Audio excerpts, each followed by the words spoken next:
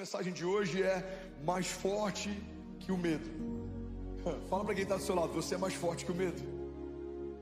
Vamos, fala como quem crê nisso, fala com autoridade, irmão. Fala, você é mais forte que o medo. Você é mais forte. O medo não é fraco, não subestime a força dele. Mas em Cristo Jesus somos mais fortes que o medo. A morte é real, ela existe. Todos nós já tivemos alguma experiência com a dor da perda. Mas em Cristo Jesus nos tornamos mais fortes que a morte. Então, caminhar com Jesus não significa que as coisas deixaram de ser o que eram. Significa que nós deixamos de ser quem éramos. A morte continua sendo morte, a doença continua sendo doença, a dívida continua sendo dívida, mas nós em Cristo Jesus nos tornamos mais do que vencedores. O problema é que muita gente acredita que a dinâmica da fé altera a essência do problema. Pega isso aqui, irmão.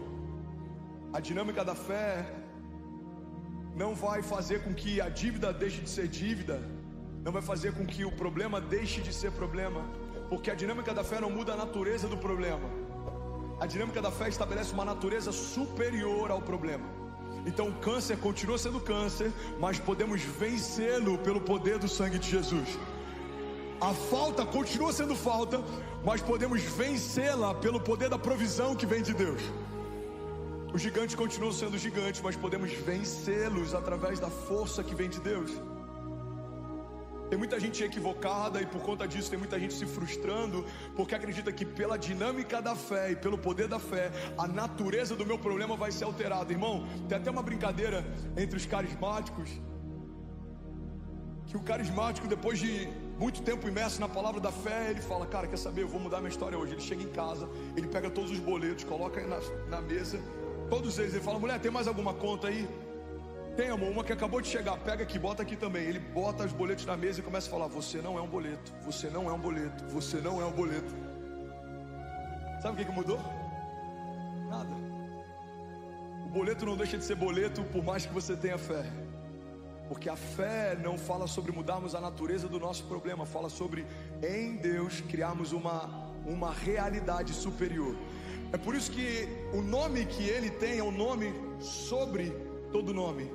Não significa que os outros nomes serão deixados eles deixarão de existir ou de serem mencionados. Não, eles continuam existindo, mas existe um nome que está acima de todo nome. Câncer continua tendo nome, diagnósticos continuam tendo nomes, gigantes continuam tendo nomes. Irmão, hoje em dia até os fenômenos da natureza têm nomes. Eu não sei porquê, mas escolheram só nome de mulher para cada um deles. Alguém já parou para pensar nisso? Até que um dia um deles tinha o nome da minha sogra. Eu falei, agora eu entendi. Agora tudo faz sentido. Tudo que existe carrega um nome, mas existe um nome acima de todo nome. Diante desse nome todo joelho se dobrará e toda língua confessará que só o Senhor é Deus. Alguém pode dizer glória a Deus por isso? Se for para Jesus, você pode fazer melhor, irmão. Vamos, igreja, vamos!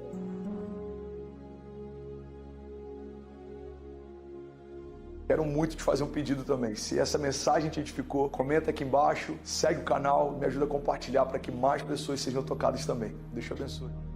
Primeiro princípio que a gente está estabelecendo hoje aqui. Minha vitória não está ancorada num tempo futuro. Ela foi estabelecida no passado. Quando Jesus declarou, está consumado, toda a minha história de milagres foi estabelecida naquele dia.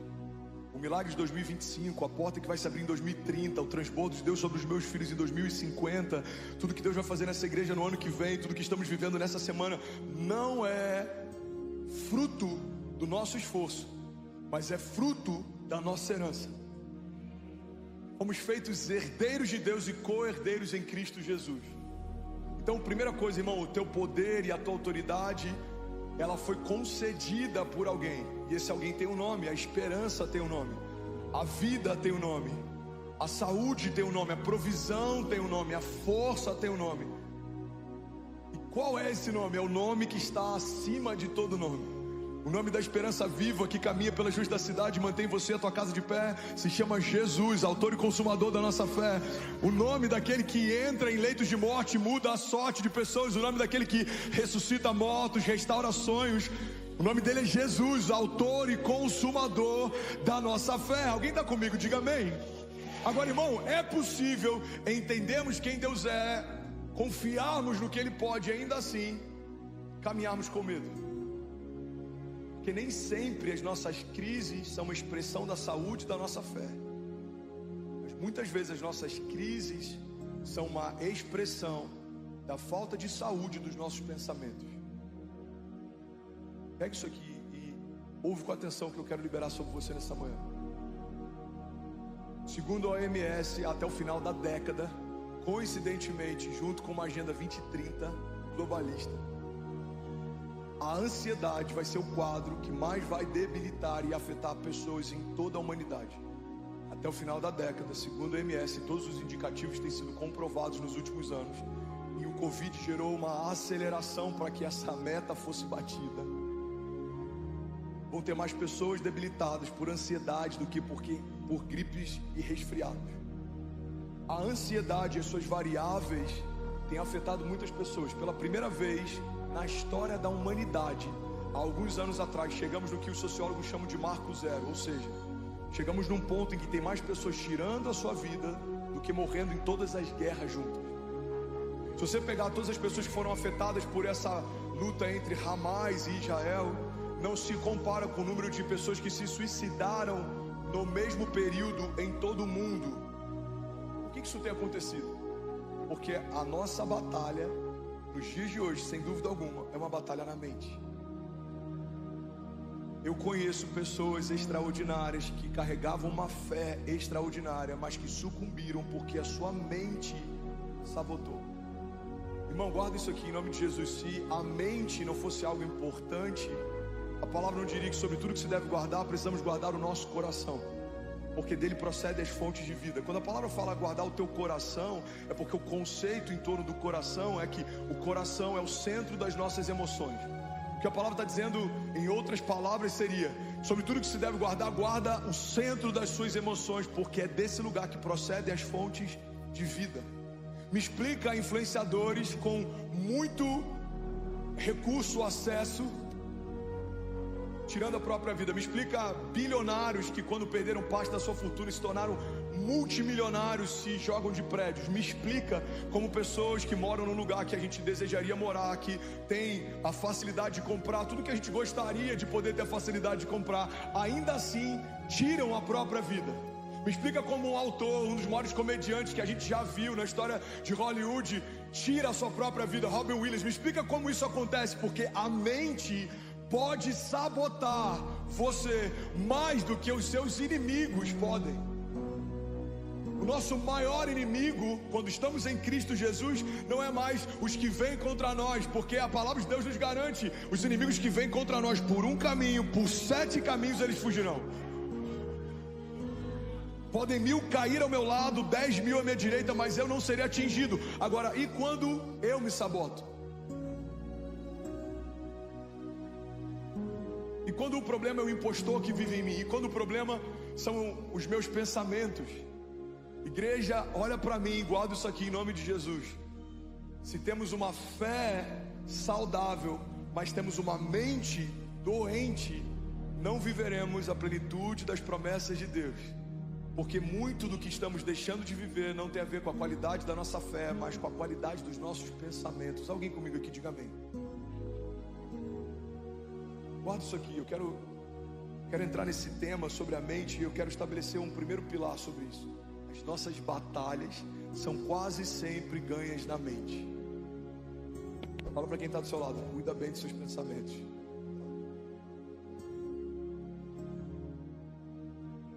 Deus está dizendo para o seu povo sendo levado cativo: eu bem sei os pensamentos que eu tenho a respeito de vocês, diz o Senhor, pensamentos de paz e não de mal, para te dar o fim que você deseja. Deus tem pensamentos a nosso respeito. O que a gente precisa, igreja? Precisamos enxergar o que Deus enxerga, nos ver como Deus nos vê, para começar a pensar como Deus pensa. Você pode ter pensamentos de mal a teu respeito. Você pode ter crises de inferioridade, complexos, traumas. Mas o que Deus pensa a teu respeito é isso que importa. Por quê? Porque tudo que passa disso é sentimento. Sentimento passa, irmão. Já ouviu aquela frase, se está com medo, vai com medo mesmo? Por quê? Porque medo é um sentimento. Como é que você está sentindo? Cara, eu ainda estou sentindo medo. Pois é, você está sentindo, medo se sente. É um sentimento, sentimentos passam. Mas o que você é foi estabelecido, isso não é variável. Quem você é? Você é justificado pelo sangue de Jesus. Você é mais do que vencedor em Cristo Jesus. Você pode todas as coisas naquele que te fortalece.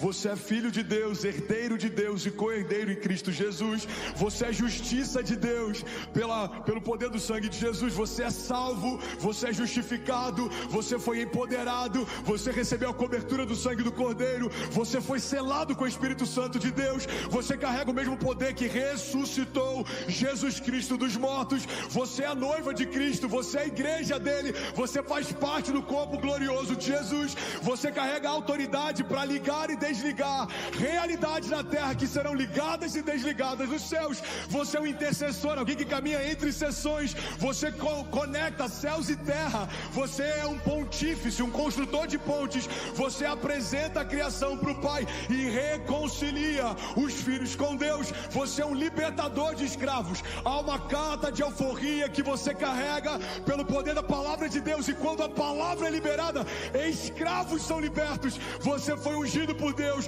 para anunciar o ano aceitável do Senhor. Você foi ungido por Deus para ministrar restauração de vista aos cegos, restauração de audição aos surdos. Você recebeu de Deus poder e autoridade para dizer a paralíticos: levanta e anda, aos cativos seja liberto, aos enfermos seja curado. Você é uma fonte de graça. Você é filho de Deus. Você foi feito à imagem e semelhança dele. Você foi restaurado na cruz do Calvário. Não há condenação para aqueles que estão em Cristo Jesus. Você foi lavado, purificado, santificado, e em Jesus foi feito alvo mais que a neve. Não há mais grilhões que te prendam, não há mais cadeias que te param, não há nenhuma palavra maldita que possa se cumprir, não há nenhuma arma forjada contra você que possa prosperar, porque você está guardado à sombra do Onipotente. Você está escondido no Altíssimo. Você encontrou um refúgio presente na hora da angústia. Você é chamado pelo nome, independente dos pecados que cometeu. Os erros do teu passado não abortaram as promessas que Deus fez para o seu futuro. Será glorioso em nome de Jesus. Vai ser leve. Deus irá fazer na presença dos seus inimigos. Vai derramar sobre a tua cabeça um óleo e o teu cálice vai transbordar. Alguém crê nisso aqui, pelo amor de Deus? Você pode celebrar Jesus no seu lugar. Jesus, Jesus, aleluia. Sabe que alguém pode dizer: ainda bem que eu vi Jesus?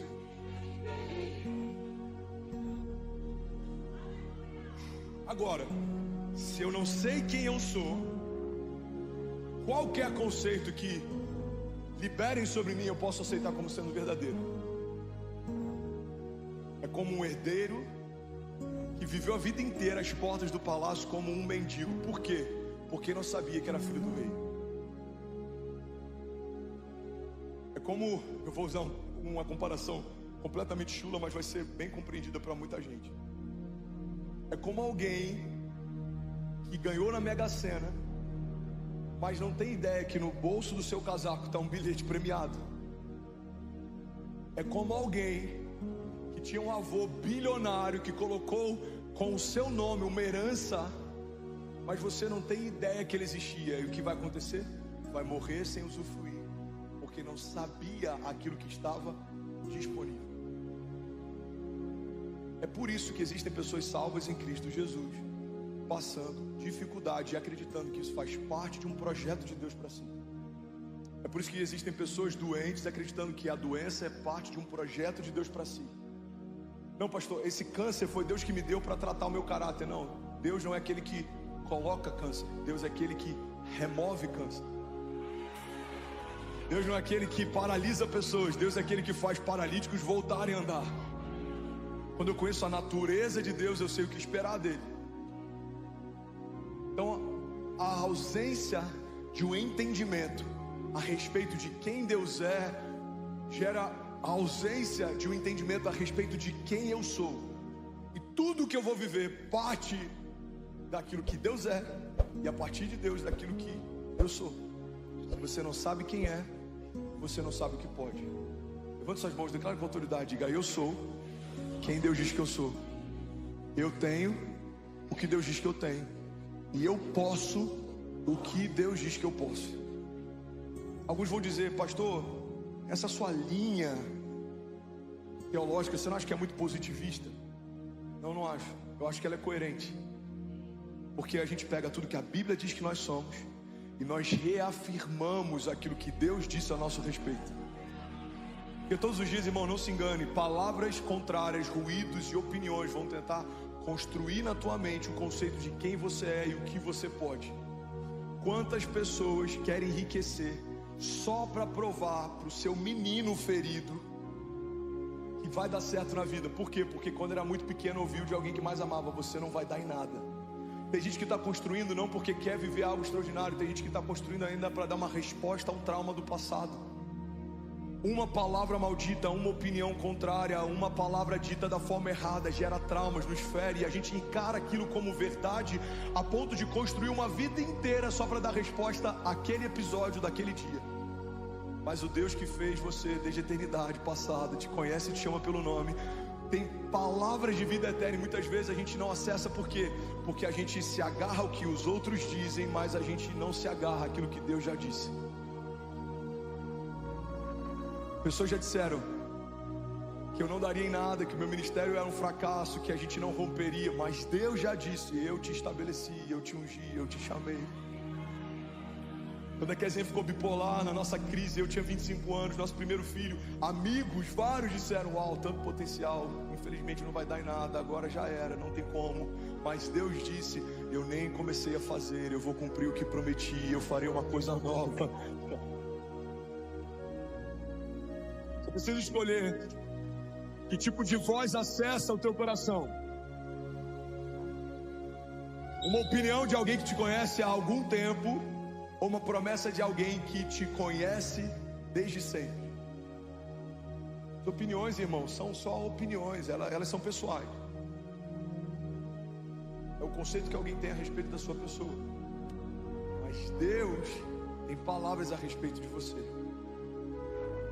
Irmão, se tem uma coisa que Ele leva a sério, é a sua própria palavra. Quando Ele envia o seu Filho, Ele vai como um verbo encarnado. Você tem noção? Os professores de literatura deveriam todos serem não só cristãos, mas evangelistas. E se você ama o verbo, quem é o Filho de Deus? É o próprio verbo encarnado, o verbo caminhando pelas ruas da cidade. Tudo que foi feito a partir da sua palavra. Ele disse: haja, e a partir do haja que sai da sua boca, tudo que foi feito, se fez. João diz: no princípio Ele era o verbo estava com Deus, o verbo era Deus. Todas as coisas foram feitas por meio dele, sem Ele nada do que foi feito se fez. A palavra de Deus diz em outro momento: todas as coisas podem passar, mas as minhas palavras não passarão, diz o Senhor. Se existem opiniões que se dissolvem com o tempo, se existem opiniões de homens que passam com o tempo, irmão, não é nesse lugar que você deve ancorar a tua expectativa, porque existem promessas de Deus que duram para sempre, são invariáveis, imutáveis, e as palavras que Deus disse a teu respeito, essas são vida e verdade para você. Se você crer e não duvidar, assim vai acontecer. A Bíblia diz que tudo é possível ao que crê. Deus já disse algo a teu respeito, creia nisso. Deus já estabeleceu algo a teu futuro, creia nisso. Deus já declarou algo sobre a tua família, creia nisso. Precisamos crer naquilo que Deus fala e duvidar daquilo que os outros dizem. Irmão, não duvide da sua fé, duvide das suas dúvidas. Eu não sei se vai acontecer, duvide dessa dúvida. Eu não sei se vai se abrir, duvide dessa dúvida. Agora Deus já disse, vai acontecer, vai se abrir, você vai romper, os seus filhos serão uma bênção, a sua família está guardada. No meio da crise da seca, você não vai passar necessidade, você não pedirá emprestado, mas emprestará às nações. Os seus filhos serão abençoados e os filhos dos seus filhos. Tudo que você fizer prosperará. Se você for um homem temente ao Senhor, se você for um homem que confia no Senhor, você vai correr e não vai se cansar. Irmão, você precisa crer naquilo que Deus já disse e colocar no lugar secundário aquilo que os outros estão dizendo. Alguém está comigo aqui? Coloque a sua fé em ordem.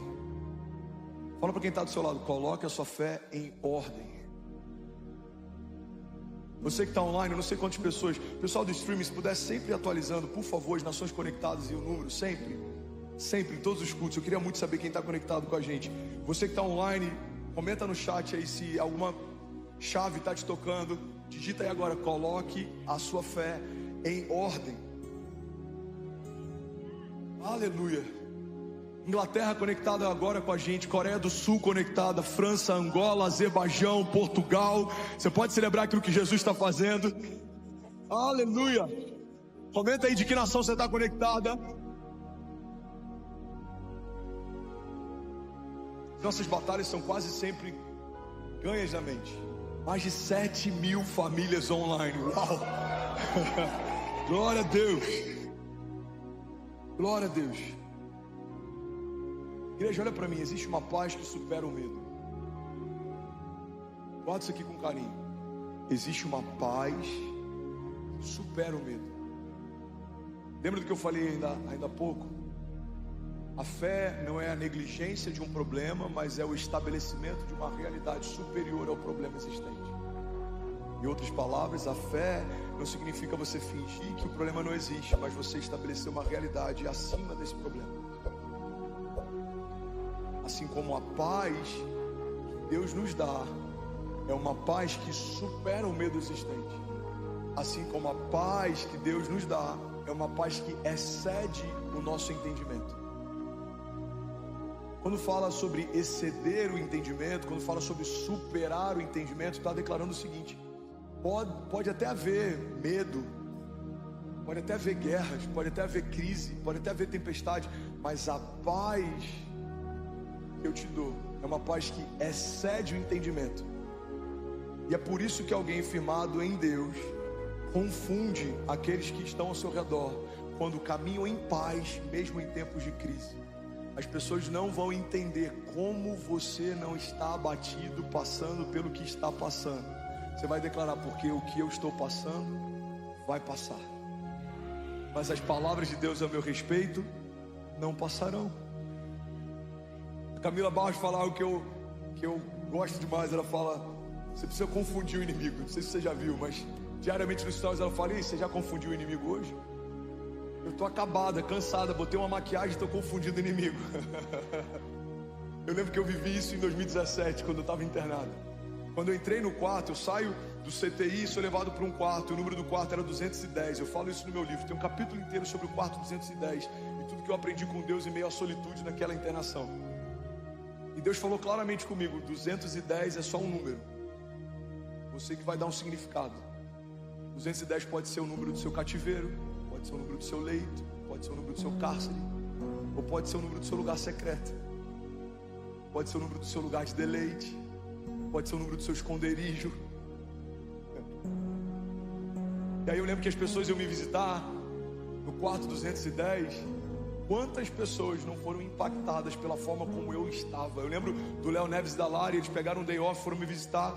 Eles saíram depois e falaram: mano, a gente saiu tão bem daí que a gente está querendo todo day off e aí te visitar.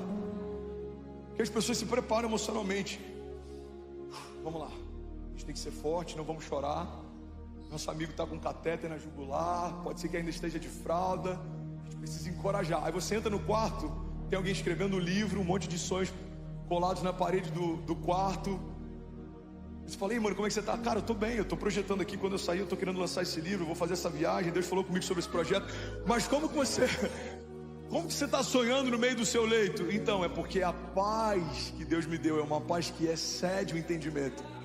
A minha mente, ela quer olhar para os tubos, para o soro, para o remédio, para o diagnóstico, para os médicos, mas o meu espírito já ouviu coisas do Espírito de Deus, e eu sei que esse não é o final da minha história. Eu sei que tudo isso vai passar, eu sei que o meu amanhã vai ser melhor que hoje. Eu sei que o Deus que me livrou em 88 vai me livrar em 2017. Eu sei que o Deus de ontem continua sendo o mesmo Deus de hoje. Eu sei que todas as coisas podem passar, mas as palavras dele sobre mim não passarão. Alguém comigo aqui? As batalhas são quase sempre ganhas na mente, mas existe uma paz que supera o medo. Filipenses 4:6 diz assim, não, nem coloca aqui na tela não, por favor, esse texto, eu quero que você só ouça com atenção.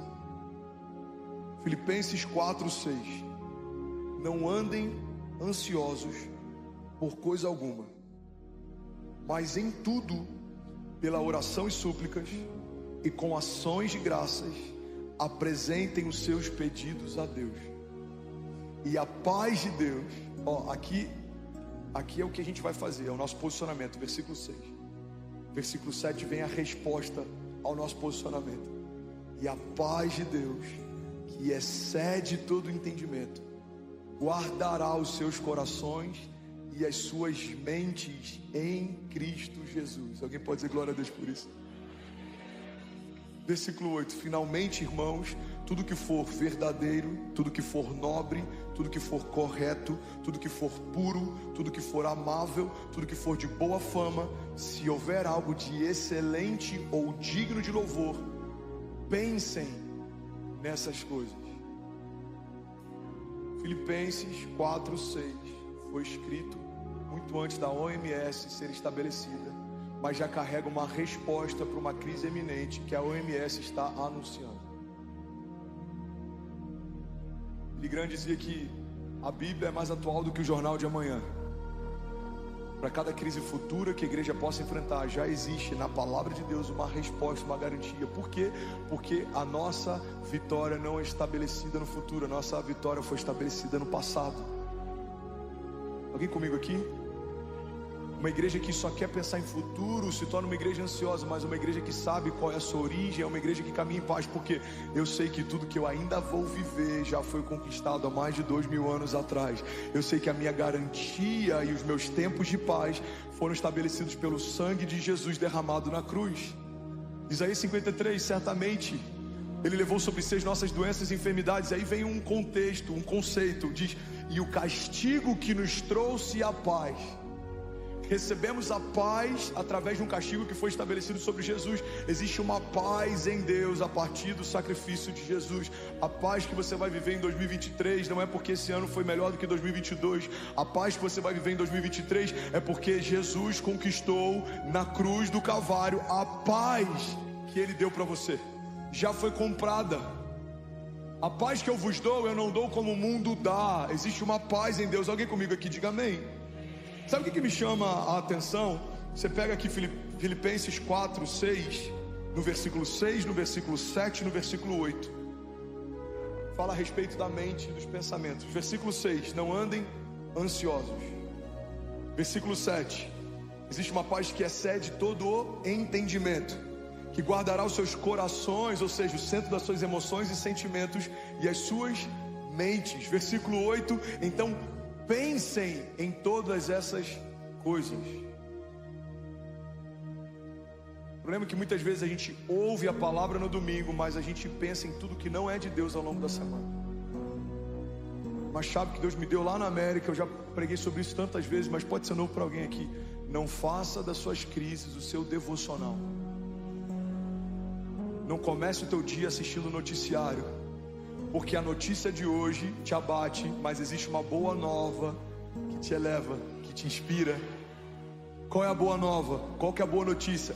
Cristo morreu, mas ao terceiro dia ressuscitou, e Ele está sentado à direita do Pai, e Ele intercede por nós.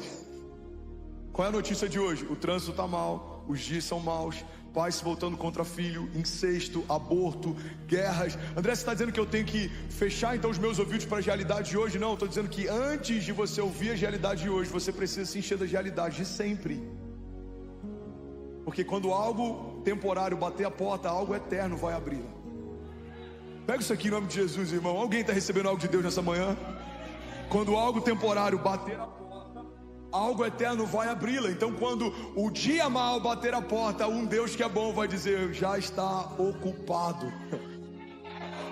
Quando a crise de hoje bater a porta, o Jeová Jireh, o Deus da provisão, vai abrir e vai dizer, já está ocupado. Alguém aqui comigo?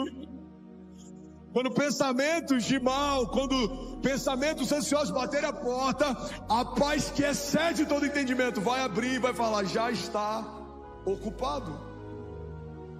Quando estamos ocupados, preenchidos, transbordando, cheios dos pensamentos e das realidades de Deus. Não há espaço para qualquer pensamento e realidade transitória, temporária. A Bíblia fala que aquilo que podemos ver ou tocar é transitório, mas aquilo que não vemos é eterno. As nossas aflições que temos passado, mesmo sendo leve e momentâneo, é transitório, é passageiro, mas estão gerando para nós uma glória eterna que pesa mais do que todas elas. Alguém pode dizer glória a Deus por isso? Hebreus 11:1 fala a respeito de uma certeza. Ora, a fé é a certeza de coisas que se esperam e a convicção de fatos que não se veem. A fé é uma certeza. Qual é a certeza que você tem, André? De que tudo que Deus já disse não é algo que ainda vai acontecer, é algo que nos céus já aconteceu. O tempo futuro para nós é um tempo que ainda não é acessível. O tempo futuro para Deus é como o hoje e como o ontem.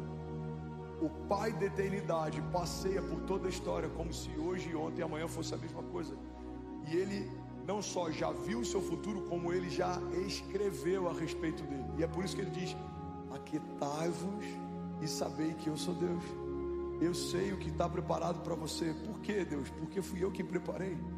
Eu sei como vai ser o seu amanhã. Por quê, Senhor? Porque fui eu quem preparei.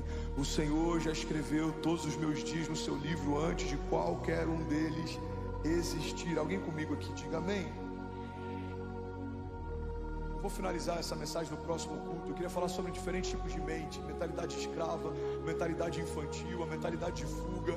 Mas eu quero finalizar falando sobre a mente de Cristo, porque a despeito de todos esses tipos de mentalidade, ou como a gente diria nos dias de hoje, principalmente em Alphaville, diferente de todos os tipos de mindset, você tem a mentalidade de Cristo. 1 Coríntios 2,6 diz assim: todavia falamos sabedoria entre os perfeitos? Não, porém a sabedoria deste mundo, nem dos príncipes deste mundo, que se aniquilam, mas falamos a sabedoria de Deus, oculta em mistério, a qual Deus ordenou antes dos séculos para a nossa glória, a qual nenhum dos príncipes desse mundo conheceu, porque se a conhecessem, nunca crucificariam ao Senhor da glória. Mas está escrito: as coisas que o olho não viu e o ouvido não ouviu e não subiram ao coração do homem, são as que Deus preparou para aqueles que o amam. Mas Deus já os revelou pelo seu Espírito, porque o Espírito penetra todas as coisas, ainda as profundezas de Deus. Porque qual dos homens sabe as coisas do homem, senão o Espírito do homem que nele está? Assim também, ninguém sabe as coisas de Deus, senão o Espírito de Deus. Mas nós não recebemos o Espírito do mundo, mas o Espírito que provém de Deus, para que pudéssemos conhecer o que nos é dado gratuitamente por Deus, as quais também falamos, não com palavras que a sabedoria humana ensina, mas as que o Espírito Santo ensina, comparando as coisas espirituais com as espirituais. Ora, o homem natural não compreende as coisas do Espírito de Deus, porque lhe parecem loucura, e não pode entendê-las, porque elas se discernem espiritualmente. Mas, e eu amo esses mais de Deus, porque normalmente esses mais fazem um contraponto entre uma natureza caída e o lugar que Jesus está nos colocando. Alguém pode dizer glória a Deus por isso? A Bíblia diz: mas o que é espiritual discerne bem tudo, e ele de ninguém é discernido. Porque quem conheceu a mente do Senhor para que possa instruí-lo? Mas nós temos a mente de Cristo. Alguém pode dizer glória a Deus por isso? Não, de verdade. Você pode celebrar Jesus no seu lugar.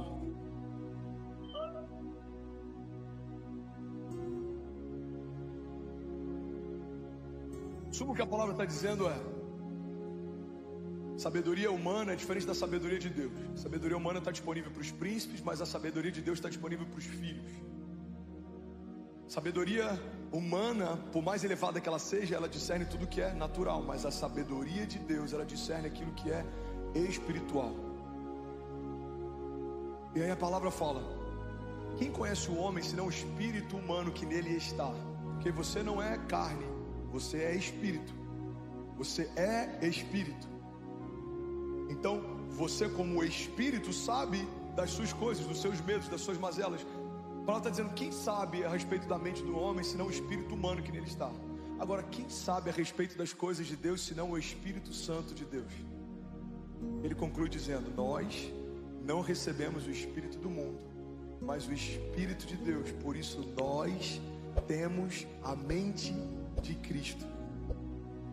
Bom, olha para mim em nome de Jesus. A palavra de Deus diz, transformai-vos pela renovação do vosso entendimento, para que possam experimentar qual é a boa, agradável e perfeita vontade de Deus. Não dá para experimentar a boa, agradável e perfeita vontade de Deus sem ter a mente de Cristo. Não dá para viver as promessas de Deus sem pensar como Deus pensa. Por quê, André?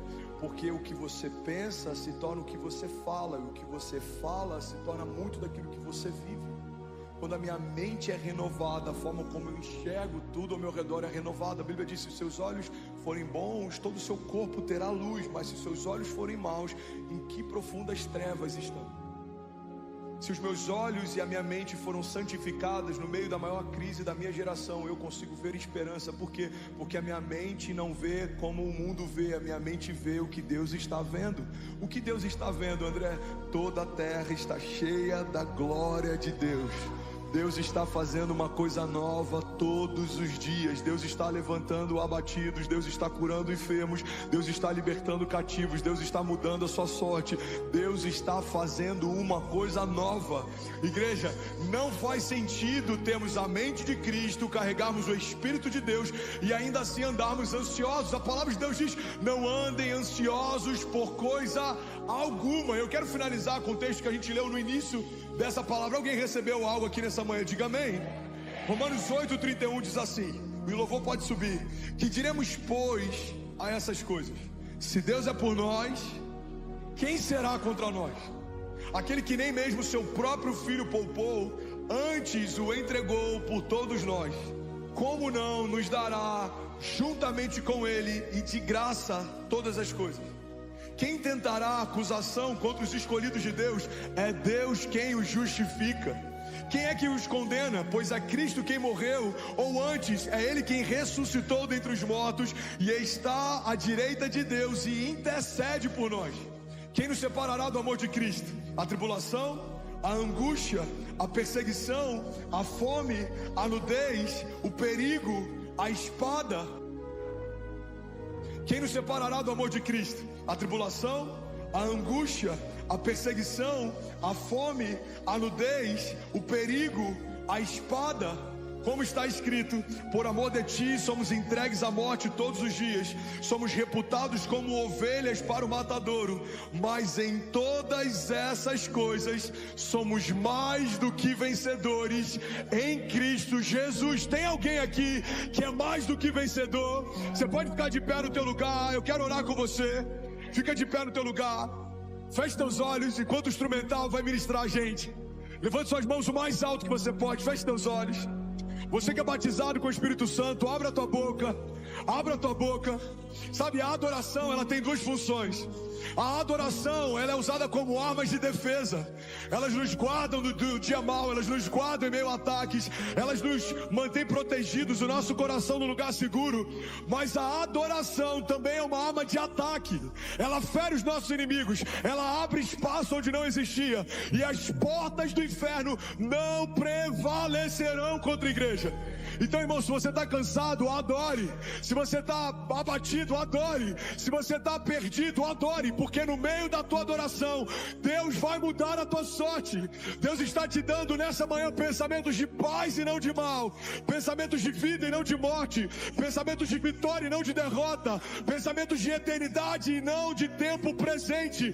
Você não é desse lugar. A tua resposta não vem dos homens. Tudo que você precisa já foi liberado em Cristo Jesus. Você é salvo, você é justificado, você é mais do que vencedor. Levante suas mãos em nome de Jesus. Levante suas mãos, feche teus olhos. Eu quero profetizar a palavra sobre você. Levante suas mãos, feche seus olhos. 2 Coríntios 10, 3 diz assim: porque andando na carne, não militamos segundo a carne. Porque as armas da nossa milícia não são carnais, mas poderosas em Deus para destruição de fortalezas, destruindo os conselhos e toda altivez que se levanta contra o conhecimento de Deus, e levando cativo todo o entendimento à obediência de Cristo. Salmos 9:9 diz assim: o Senhor é refúgio para os oprimidos, é uma torre segura na hora da adversidade, e os que conhecem o seu nome confiam em ti, pois tu, Senhor, jamais abandona aqueles que te buscam. Salmos 16:8 diz: eu sempre tenho o Senhor adiante de mim, pois com ele à minha direita eu não serei abalado. Alguém pode dar um brado de liberdade nessa manhã?